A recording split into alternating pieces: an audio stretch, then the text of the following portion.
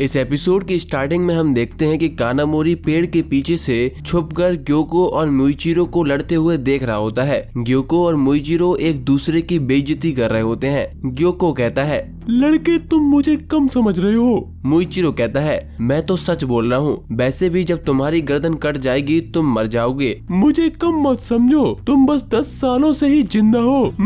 मुइचिरो कहता है, तुम्हारे अंदर एक ढंग की क्वालिटी नहीं है जिसकी मैं इज्जत करूं। तुम्हारी आवाज, तुम्हारी शक्ल सब घटिया है। इसके बाद ग्योको वापस से एक पॉट से दूसरे पॉट में चला जाता है और कहता है, तुम्हें खूबसूरती की बिल्कुल भी समझ नहीं है। अगर हम पॉटी में रहने वाले कीड़ों को किताब भी दे दें तो वो पढ़ेंगे थोड़ी। जिस पर मुइचिरो कहता है, साले तुझे देखकर ऐसा लगता है कि तू पॉटी में ही रहता है। ग्योको गुस्से में आकर कहता है, तुम्हारे हाथ इतने छोटे हैं कि तुम्हारी तलवार मेरी गर्दन तक नहीं पहुंच सकती। इस पर मुइचिरो कहता है, क्या तुम्हें याद नहीं है कि अभी थोड़ी देर पहले क्या हुआ था? और मेरी छोड़ो, तुम अपने हाथों की बात करो। क्या तुम मुझे लड़ने के लिए भड़का रहे हो? हम देखते हैं कि मुइचिरो ग्योको के पॉट को बड़ी ध्यान से देखता है, जिस पर ग्योको कहता है, क्या हुआ बच्चे? मुइचिरो कहता है, ये पॉट की डिजाइन बहुत ही घटिया है। ये सुनकर ग्योको बहुत ज्यादा गुस्से में आ जाता है। क्या बोला मेरे पॉट के बारे में? मेरे पॉट में क्या घटिया बात है, बता मुझे। और अपने सभी हाथ में एक पॉट लेकर अपना ब्लड डीमन आर्ट यूज करता है,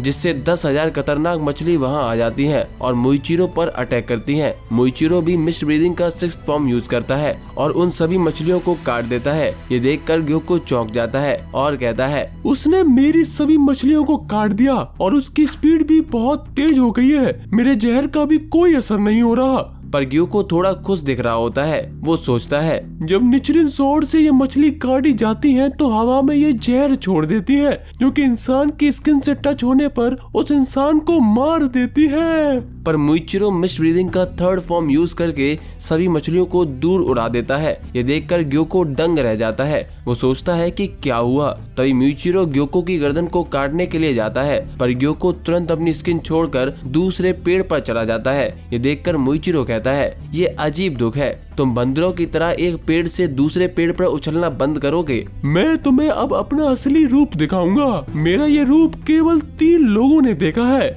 इसके बाद ग्योको अपनी तारीफ करने लगता है। जब भी मैं इस फॉर्म में आता हूँ तो मुझसे कोई भी नहीं बच पाता।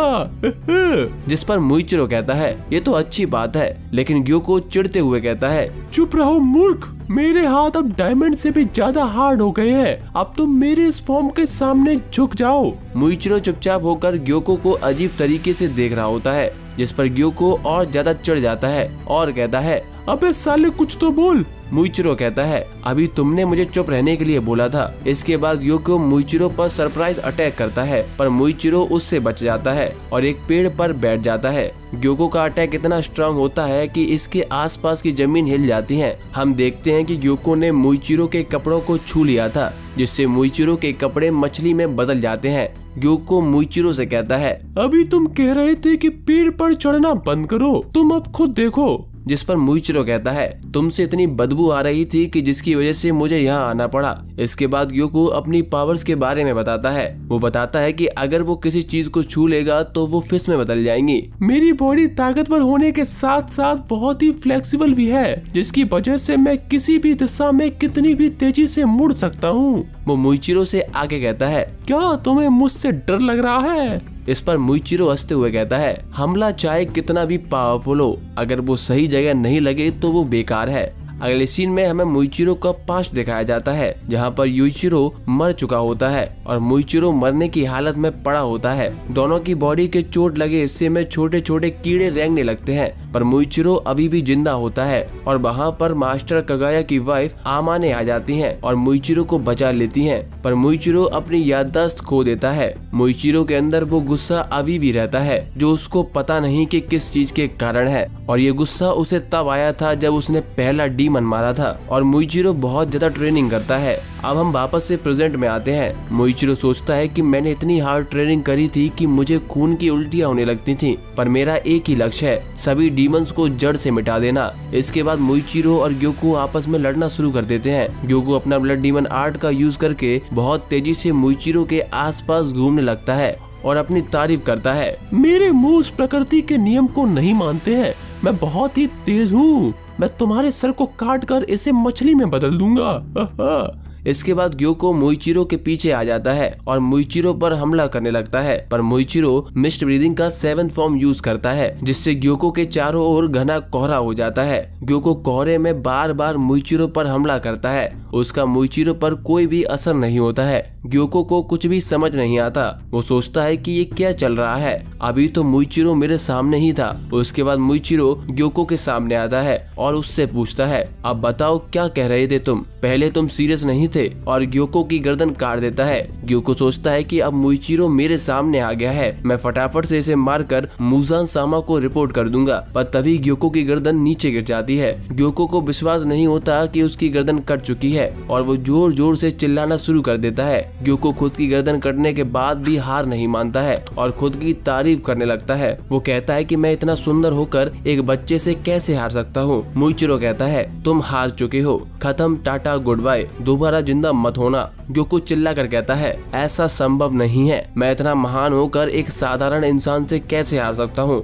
मैं तुमसे बहुत ज्यादा महान हूँ, तुम कमजोर हो और बूढ़े होकर मर जाओगे, ये मेरे हाथों का कमाल है कि जो मैं इतना अच्छा आर्ट बनाता हूँ। मुइचिरो को ग्योको की बातें सुनकर गुस्सा आ जाता है और वो ग्योको के सर के बहुत सारे छोटे छोटे टुकड़े कर देता है और ग्योको राख बनकर उड़ जाता है। मुइचिरो कहता है, अब बस बहुत हो गया, तुम सीधे नरक में जाओ। उसके बाद मुइचिरो मास्टर कगाया की कही हुई बात को याद करता है, अगर तुम्हारा आत्मविश्वास वापस आ जाए तो तुम किसी भी चीज को हरा सकते हो। मुइचिरो आगे कहता है, अगर तुम्हें पता लग जाए कि तुम कौन हो तो कोई भी डीमन तुम्हारी तलवार से नहीं बच सकता। इसके बाद मुइचिरो के चेहरे पर बना हुआ कर्स मार्क गायब हो जाता है। अगले सीन में हम देखते हैं कि कानामोरी मुइचिरो के पास आकर उससे पूछता है, क्या तुम ठीक हो? जिस पर मुइचिरो कहता है, हाँ मैं बिल्कुल ठीक हूँ। पर हम देखते हैं कि मुइचिरो की हालत बहुत ज्यादा खराब हो चुकी होती है और देखते ही देखते मुइचिरो के मुंह से झाग निकलने लगता है। हमें दिखाया जाता है कि ग्योको के जहर की वजह से मुइचिरो अब बेहोश हो जाता है।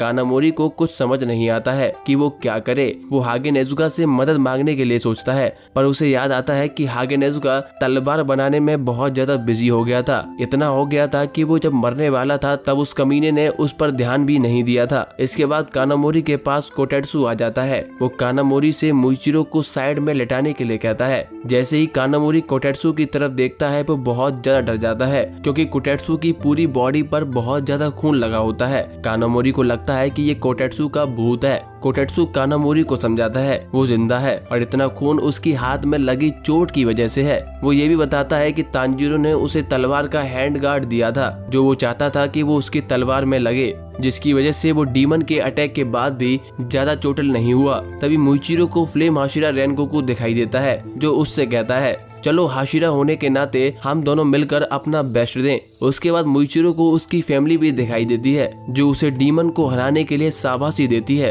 अपनी फैमिली को देखकर मुइचिरो रोने लगता है। अगले सीन में हम देखते हैं कि तांजीरो हानटेंगू के 6 डीमन फॉर्म से लड़ने की कोशिश कर रहा होता है, पर उस डीमन के ट्री ड्रैगन तांजीरो पर भारी पड़ रहे होते हैं। तांजीरो सोचता है कि टोटल 5 ट्री ड्रैगन है और एक ट्री ड्रैगन 66 फुट तक जा सकता है। तांजीरो जैसे ही ट्री ड्रैगन पर हिनोकामी कागुरा का अटैक करने वाला होता है, वैसे ही ड्रैगन उरोगी की तरह सोनिक स्क्रीम अटैक करता है, जो उरोगी के अटैक से ज्यादा पावरफुल होता है, जिससे तांजीरो जमीन पर गिर जाता है। नेजुको तांजीरो को बचाने के लिए जाती है, तभी नेजुको को भी एक ट्री ड्रैगन पकड़ लेता है। दूसरी तरफ गेन्या भी ट्री ड्रैगन से लड़ने की कोशिश कर रहा होता है, पर दूसरा ट्री ड्रैगन गेन्या को भी पकड़ लेता है। सोनिक स्क्रीम अटैक की वजह से तांजीरो के भी कान फट चुके होते हैं। उसके बाद 6 डीमन अपने अलग अलग ड्रम बजाकर काराकू और आइजेत्सु के अलग अलग हमले करता है। हमें बताया जाता है कि 6 डीमन के ड्रम पर वही शब्द लिखे हुए होते हैं जो अलग अलग डीमन के जीभ पर लिखे हुए थे। तांजीरो ट्री ड्रैगन के हमले से बचता है और सोचता है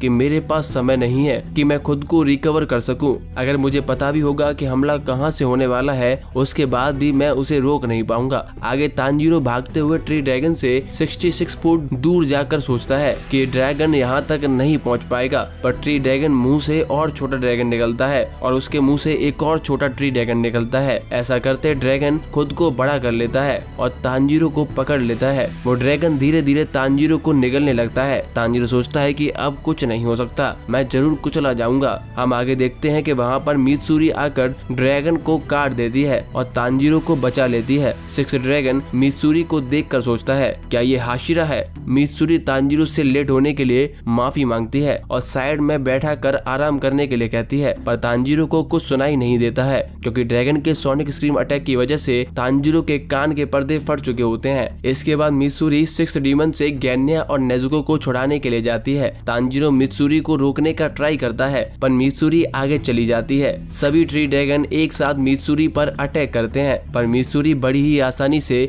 उनका सामना कर रही होती है। इसी के साथ ये एपिसोड खत्म हो जाता है।